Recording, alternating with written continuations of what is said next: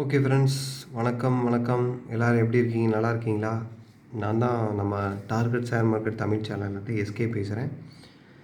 இப்போ நம்ம என்ன பார்க்குறோன்னா, நேற்று நம்ம நிஃப்டி டவுன் ஆகும் சொல்லியிருந்தோம். 16,420 சொல்லியிருந்தோம். 16,438 மார்க்கெட் இங்கே லோ வச்சுட்டு திருப்பி நம்ம சூப்பர் 10 ஸ்ட்ராட்டஜியில் பையிங் கிடைக்கும். மார்க்கெட்டு அப்படியே ரேலி ஆகி பையிங் மாறிச்சு.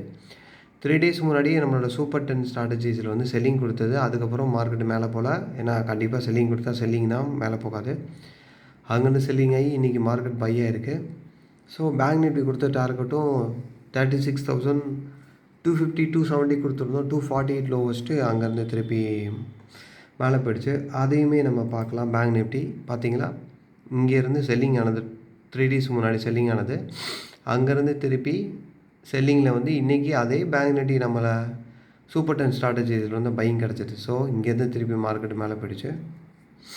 திரும்பவும் நம்ம சூப்பர் 10 ஸ்ட்ராட்டஜிஸில் எப்போ செல்லிங் கிடைக்குதோ அது வரைக்கும் மார்க்கெட்டு மேலே தான் போகும். ஓகே, இப்போ 15 மினிட்ஸில் பார்த்துட்ருக்கோம். 30 மினிட்ஸில் பார்க்கும்போது நம்மளுக்கு டார்கெட்டு நாளைக்கு எங்கே போகும்னா இன்றைக்கி தேதி 28, ஓகே 29 நாளைக்கு தேர்ஸ்டே எக்ஸ்பைரி டே மார்க்கெட்டு மேக்ஸிமம் எவ்வளோ தூரம் போகும்னா 37,100 37,884 நம்ம ஸ்ட்ராட்டஜிஸில் காட்டுது. ஸோ 37,100 அந்த ரேஞ்ச் வரைக்கும் மார்க்கெட் பேங்க் நிஃப்டி மேலே போகும். இதே நிஃப்டி பார்க்குறோம்